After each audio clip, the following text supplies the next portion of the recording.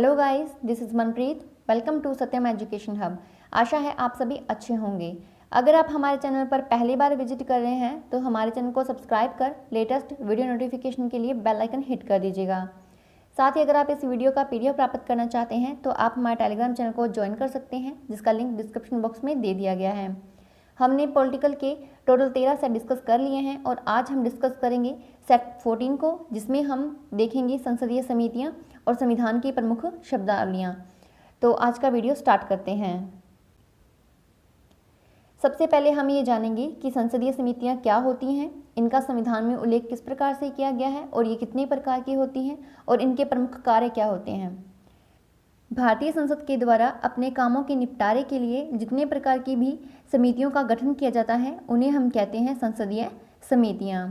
ये जो समितियां हैं वर्तमान में कल्याणकारी लोकतंत्र का एक अपरिहार्य और एक अभिन्न अंग है, क्योंकि जितने भी कार्य किए जाएंगे सरकार के वो इन्हीं संसदीय समितियों के द्वारा किए जाते हैं। संसद में पेश किए जाने वाले सभी विधेयकों पर सूक्ष्म और गहन जांच पड़ताल इन्हीं समितियों के द्वारा की जाती है। वर्तमान काल में इसका जो विकसित रूप है, इसका उल्लेख 1919 के मॉन्टेग्यू चेम्सफोर्ड सुधार अधिनियम के अंतर्गत किया गया था और भारतीय संविधान में अनुच्छेद 118(1) के अंतर्गत संसद के द्वारा इन समितियों के गठन की प्रक्रिया को बताया गया है। देखिए, ध्यान रखिएगा, अनुच्छेद 117 के अंतर्गत वित्त विधेयक को पारित करने की प्रक्रिया दी गई है और उसी के जस्ट बाद में अनुच्छेद 118 और उसके भाग 1 के अंतर्गत संसदीय समितियों के गठन के बारे में बताया गया है।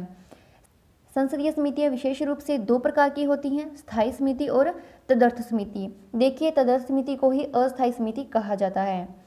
इनका गठन प्रतिवर्ष या एक निश्चित समय के लिए किया जाता है और इनका कार्य हमेशा ही सतत रूप से चलता है, यानी कि इनका अंत नहीं किया जाता। एक बार इसका काम पूरा हो जाए तो उसके बाद में इसको दोबारा गठित कर लिया जाता है।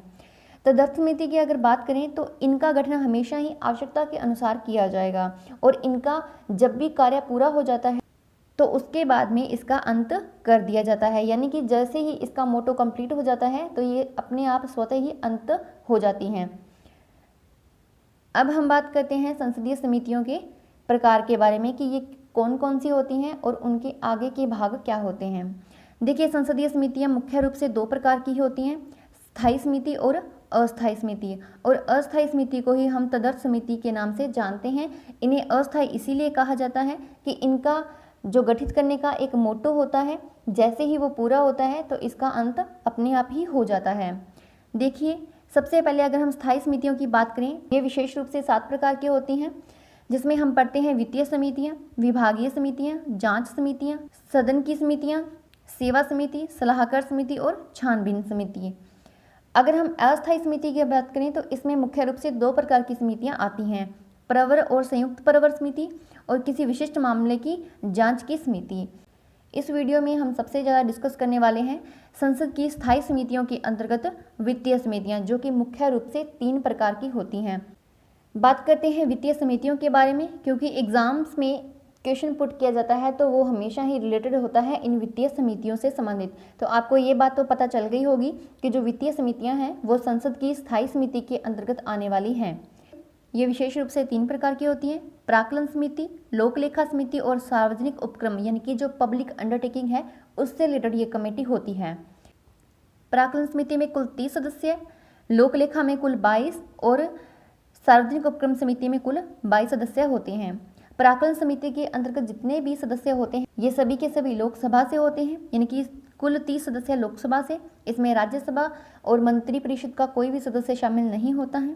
लोक लेखा समिति में 15 सदस्य लोकसभा से और 7 सदस्य राज्यसभा से होते हैं। और सार्वजनिक उपक्रम समिति में भी ऐसा ही है कि लोकसभा से 15 और राज्यसभा से 7 सदस्य होते हैं। लोक लेखा समिति का और प्राक्कलन समिति और सार्वजनिक उपक्रम समिति, इन तीनों का ही जो गठन है वो प्रतिवर्ष किया जाता है, यानी कि ये इनका जो समय है वो 1 वर्ष का रहता है।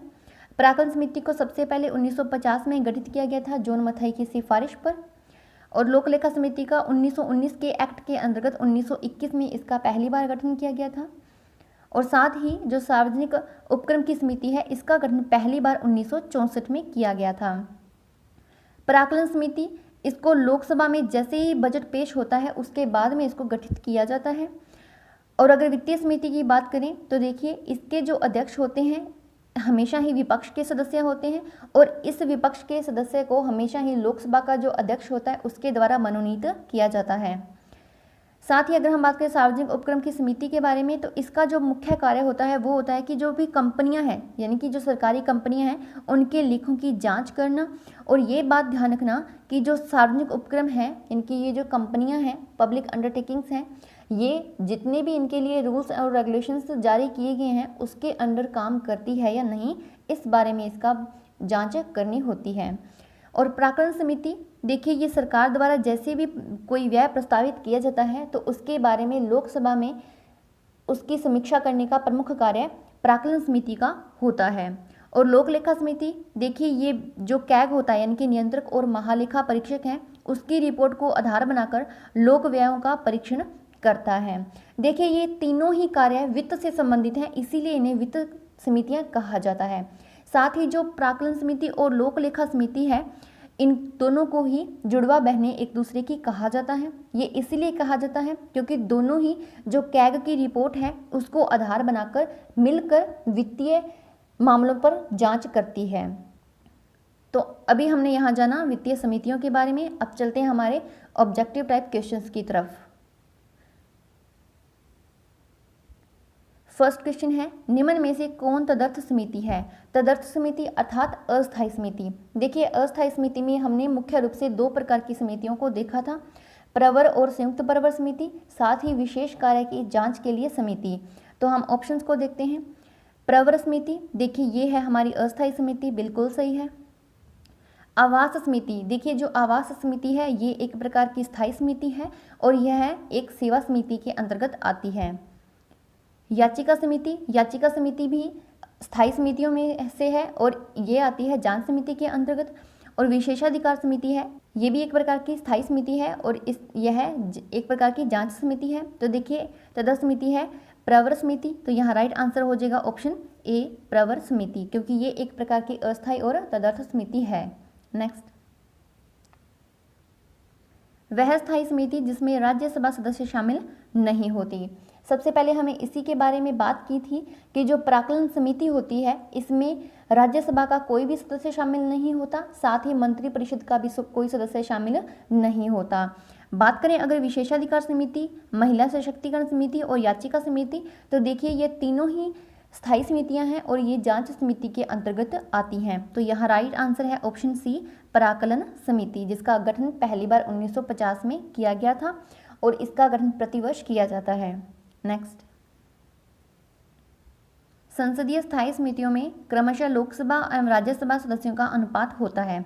बात की जा रही है जो स्थायी समितियां हैं उसके अंतर्गत जो सदस्य होते हैं वो लोकसभा और राज्यसभा में किस अनुपात में होते हैं उसके बारे में पूछा गया है। तो देखिए कुछ अनुपात मैं आपको बता देती हूँ कि यहाँ तो सदस्य होते हैं 7:15 में, यहाँ होते हैं 10 और 5 में, यहाँ होते हैं 6 और 3 में, यहाँ होते हैं 20 और 10 में। तो देखिए यहाँ जो 3 है यहाँ पर तो 2:1 स्पष्ट हो रहा है, लेकिन यहाँ पर 2:1 स्पष्ट नहीं हो रहा, परंतु हम इसे अप्रोक्स में लेंगे तो ये अनुपात हो जाएगा अनुपात 2:1। तो यहाँ देखिए राइट आंसर हो जाएगा ऑप्शन डी 2:1। नेक्स्ट, प्राक्कलन समिति की जुड़वा बहन किसे कहा गया है। हमने ये बात पहले डिस्कस की है कि जो लोक लेखा समिति होती है इसे प्राक्कलन समिति की जुड़वा बहन कहा जाता है। ये इसीलिए कहा जाता है क्योंकि कैग की रिपोर्ट के आधार पर प्राक्कलन समिति के साथ मिलकर जांच करती है और वित्तीय समीक्षा करती है। तो राइट आंसर यहाँ हो जाएगा ऑप्शन बी।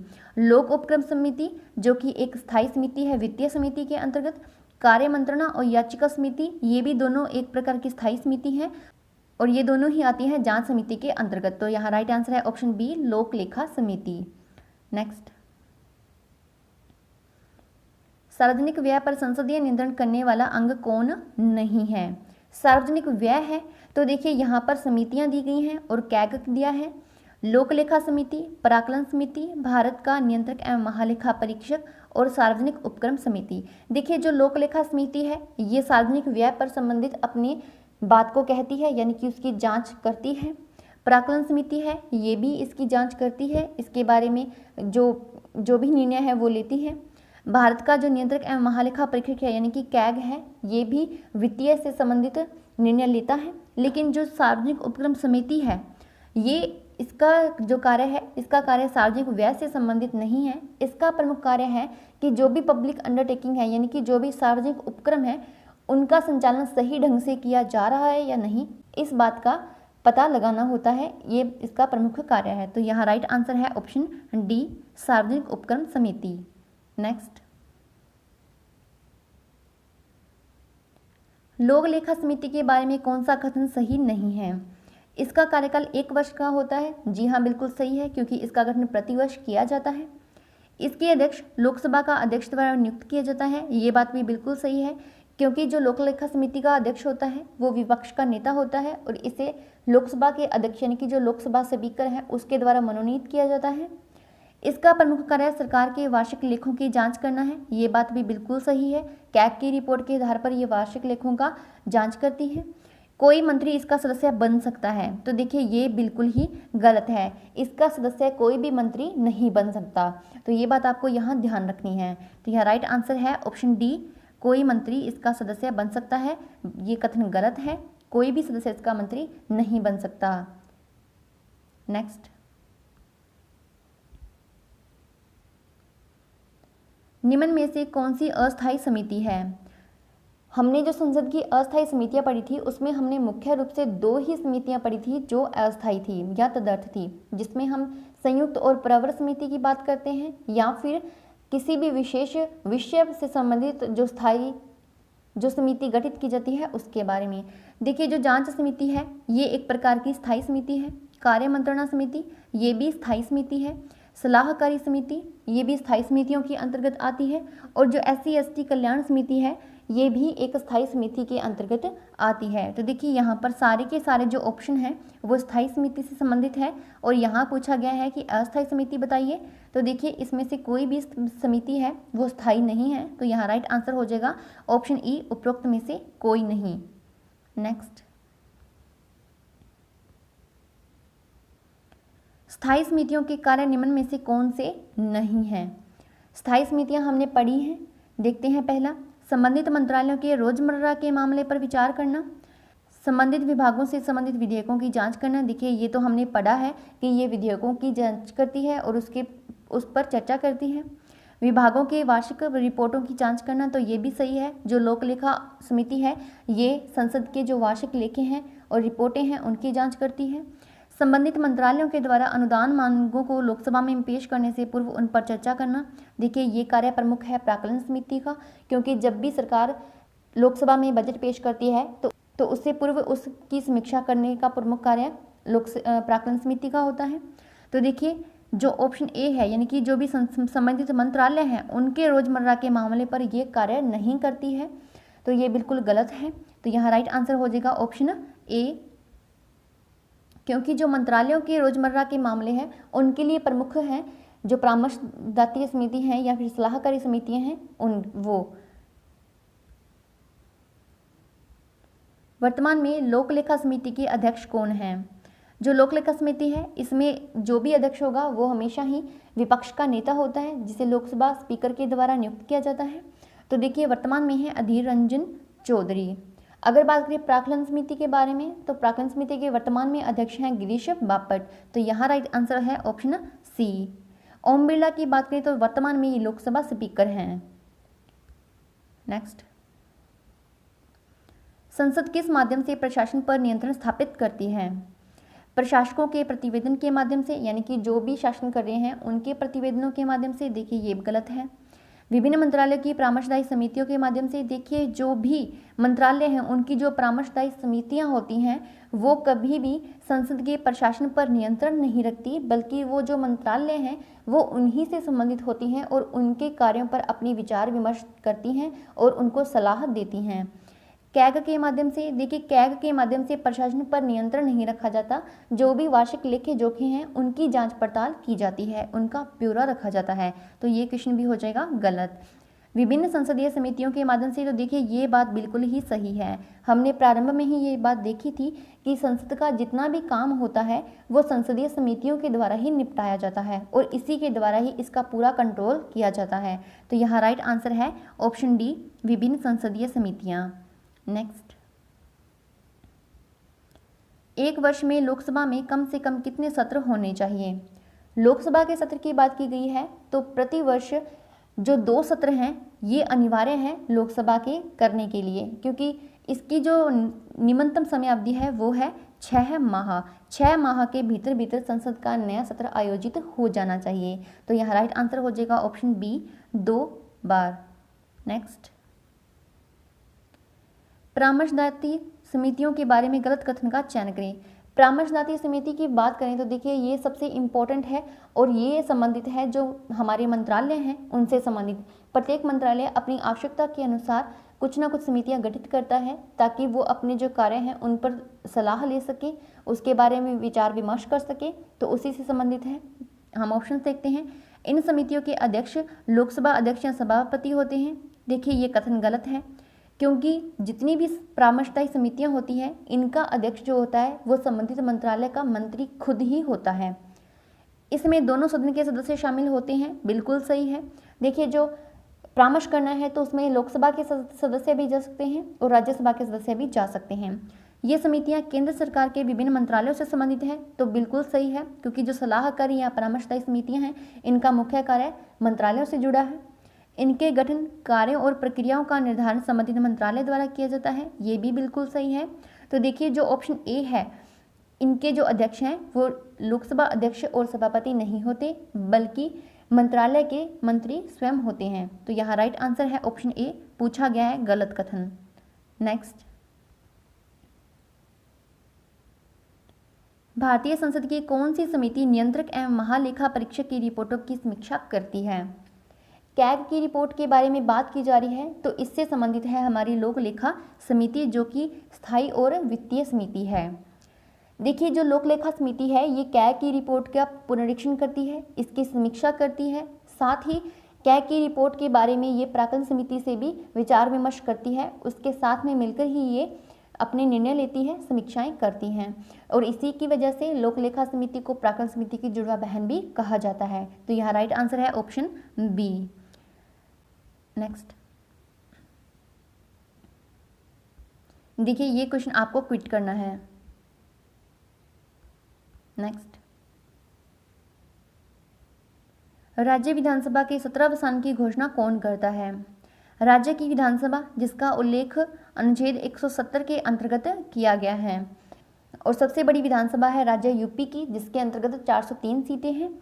अगर बात की जाए इसके 17वें के बारे में तो देखिए इसका उल्लेख किया गया है अनुच्छेद 174 के अंतर्गत कि संबंधित राज्य है उसका राज्यपाल राज्य विधानमंडल के एक या एक से अधिक यानी कि जो दोनों ही सदन हैं उनका 17वां कर सकता है और उसकी बैठक भी बुला सकता है। तो देखिए 17वां का जो अधिकार है वो दिया गया है राज्यपाल को। तो यहाँ राइट आंसर हो जाएगा ऑप्शन सी, राज्यपाल।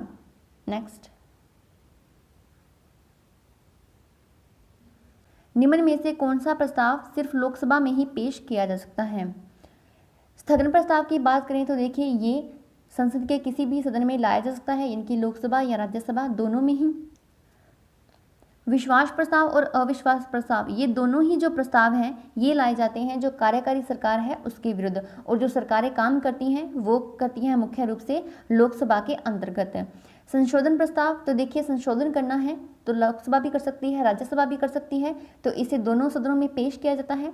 लेकिन देखिए केवल लोकसभा में बात करें तो वो हो जाएगा विश्वास प्रस्ताव और अविश्वास प्रस्ताव। यहाँ हमारा आंसर होना चाहिए था बी और सी दोनों, तो यहाँ ऑप्शन नहीं है, तो हमारा राइट आंसर हो जाएगा ऑप्शन ई, उपरोक्त में से कोई नहीं और एक से अधिक। नेक्स्ट, शून्यकाल शब्द किसके द्वारा दिया गया है? भारतीय संविधान में शून्यकाल नाम का कोई भी शब्द नहीं है, लेकिन ये शब्द दिया गया है मीडिया के द्वारा, क्योंकि देखिए जो शून्यकाल है इसकी शुरुआत होती है प्रश्नकाल के बाद की समय अवधि जो कि रहती है 12 से 1 की। जो 11 से 12 का समय है इसके अंतर्गत जो आता है वो आता है प्रश्नकाल का, और उसके बाद में आता है शून्यकाल 12 से 1 का, और ये शब्द दिया गया है मीडिया के द्वारा। तो यह राइट आंसर हो जाएगा ऑप्शन सी। नेक्स्ट, प्रश्नकाल शब्द से क्या आशय है? देखिए, जो प्रश्नकाल आता है इसकी समयावधि होती है 11 से 12 की, और इसकी जो शुरुआत है वो सदन की जो पहली बैठक है उसकी शुरुआत में ही हो जाती है, और इसमें तारांकित और अतारांकित दो प्रकार के यानी कि क्वेश्चन पूछे जाते हैं। तो देख लेते हैं, सदन का जो 12 और 1 से तक का कार्यकाल है, तो देखिए ये बिल्कुल गलत है, क्योंकि जो इसका कार्यकाल है प्रश्नकाल का वो है 11 से 12 का, तो ये बिल्कुल गलत है। सदन की बैठक की शुरुआती 1 घंटा, तो ये बात बिल्कुल सही है। प्रारंभिक जो प्रथम घंटा होता है इसी में प्रश्नकाल का समय आता है। इसमें तारांकित और अतारांकित दोनों प्रकार के प्रश्न पूछे जा सकते हैं, ये कथन भी बिल्कुल सही है। अतारांकित प्रश्न में पूरक प्रश्न भी पूछे जाते हैं, तो ये कथन गलत है, इसमें पूरक प्रश्न नहीं पूछे जाते। हमारा आंसर होना चाहिए था बी और सी, यहाँ ऑप्शन नहीं है, तो राइट आंसर हो जाएगा ऑप्शन ई, उपरोक्त में से कोई नहीं और 1 से अधिक। नेक्स्ट, स्थगन प्रस्ताव के विषय कौन सा सही नहीं है? स्थगन प्रस्ताव की बात की जा रही है तो इसे लोकसभा और राज्यसभा दोनों में किसी में ही पेश किया जा सकता है, क्योंकि स्थगन का मतलब है कि जब कोई भी घटना घटित हो जाती है या कोई भी आकस्मिक आपदा आ जाती है तो उससे संबंधित जो विचार करना है तो उसके लिए लाया जाता है स्थगन प्रस्ताव, उस समय चाहे संसद का कोई भी सत्र शुरू क्यों ना हुआ हो। तो पहला देखते हैं, इसकी घोषणा अध्यक्ष और सभापति द्वारा की जाती है। देखिए बिल्कुल सही है। यह प्रस्ताव उच्च और निम्न किसी भी सदन में पेश किया जा सकता है, ये भी सही है। इसके लिए 75 सदस्यों का प्रस्ताव दिया जाता है, बिल्कुल गलत है, क्योंकि इस प्रस्ताव को पेश करने के लिए 50 सदस्यों का समर्थन की आवश्यकता होती है। लोक महत्व का कोई भी विषय जो सदन की नियमित कार्यवाही को रोक सकता है उस समय इसका प्रस्ताव पेश किया जाता है, तो देखिए ये बिल्कुल सही है। स्थगन कुछ घंटों और दिनों के लिए भी हो सकता है, तो ये बात भी बिल्कुल सही है। तो यहाँ जो राइट आंसर होना चाहिए वो है ऑप्शन 3, क्योंकि यहाँ पूछा गया है कौन सा सही नहीं है, तो ऑप्शन में है केवल 3 सी, तो यहाँ राइट आंसर हो जाएगा ऑप्शन सी। नेक्स्ट, आपको यहाँ सही सही मिलान करना है। यहाँ पर कुछ समितियाँ दी गई हैं और उनके जो सदस्य हैं उनके बारे में पूछा गया है कि किसके कितने सदस्य होते हैं। प्राक्कलन समिति की बात करें तो देखिए प्राक्कलन समिति में सभी के सभी सदस्य लोकसभा से होते हैं 30 सदस्य, और राज्यसभा से कोई भी सदस्य नहीं होता है, तो इसका संबंध सही हो जाएगा 4 से। SC एवं ST कल्याण समिति, तो इसका अंतर्गत जो सदस्य होते हैं लोकसभा से 20 और राज्यसभा से 10, तो यहाँ राइट आंसर है इसका 3। कार्य मंत्रणा समिति, इसके अंतर्गत 15 सदस्य लोकसभा से और 11 सदस्य राज्यसभा से, तो इसका सही हो जाएगा 2। और लोक उपक्रम समिति यानी कि जो भी सार्वजनिक उपक्रम समिति है उसके अंतर्गत कुल 22 सदस्य, लोकसभा से 15 और राज्यसभा से 7, तो इसका सही हो जाएगा 1 से। तो देखिए हमारा क्रम होना चाहिए 4 3 2 1, तो वो है ऑप्शन बी में, तो राइट आंसर हो जाएगा ऑप्शन बी। देखिए जो प्राक्कलन समिति और लोक उपक्रम समिति है इसके सदस्यों के बारे में बहुत बार पूछा जाता है, तो यहाँ यह बातें आपको यहाँ ध्यान रखनी है। पिछले सेट में आपसे प्रश्न किया गया था कि आपको बताना है कि भारत में सर्वप्रथम नगर निगम की स्थापना कहाँ की गई थी। तो देखिए 1687 के समय में ब्रिटिश सरकार के द्वारा मद्रास में पहली बार नगर निगम नामक एक स्थानीय निकाय की स्थापना की गई थी। उसके बाद में जो 1773 का चार्टर एक्ट आया था उसके अंतर्गत कुल 3 निकायों की स्थापना की गई थी, कलकत्ता, मद्रास और बम्बई में। तो सबसे पहले की पूछी गई है, तो राइट आंसर हो जाएगा सी मद्रास। शाहबाद की बात करें तो देखिए जब आंध्र प्रदेश में पंचायती राज व्यवस्था को लागू किया गया था तो वो किया गया था शाहबाद के अंदर ही, जैसे हमारे राजस्थान में नागौर में, तो वहीं आंध्र प्रदेश के शाहबाद में इस पंचायती राज व्यवस्था को लागू किया गया था। तो यहाँ राइट आंसर है ऑप्शन सी मद्रास। आज के लिए आपके लिए प्रश्न है, आपको बताना है कि चौथा स्तंभ जिसका आशय है प्रेस अथवा मीडिया से, यह शब्द मीडिया के लिए सबसे पहले किसने प्रयोग किया था। आपके पास ऑप्शन है Edmund Burke, George Gallup, Mikhail Gorbachev और इनमें से कोई नहीं। तो आपको इसका आंसर कमेंट सेक्शन बॉक्स में देना है। तो आज का लेक्चर यहीं समाप्त होता है। आशा है आप सभी को ये टॉपिक समझ आया होगा, साथ ही आपको एग्जाम पॉइंट ऑफ व्यू से ये हेल्पफुल लगा होगा। और अगर आपको ये वीडियो हमारा पसंद आया है तो इसे आप जल्दी से जल्दी लाइक कर दीजिए, साथ ही अपने दोस्तों में, अपने फ्रेंड्स में इसको शेयर कीजिए। जल्द ही मिलते हैं नेक्स्ट वीडियो के साथ। तब तक के लिए पढ़ते रहिए, स्वस्थ रहिए, मस्त रहिए।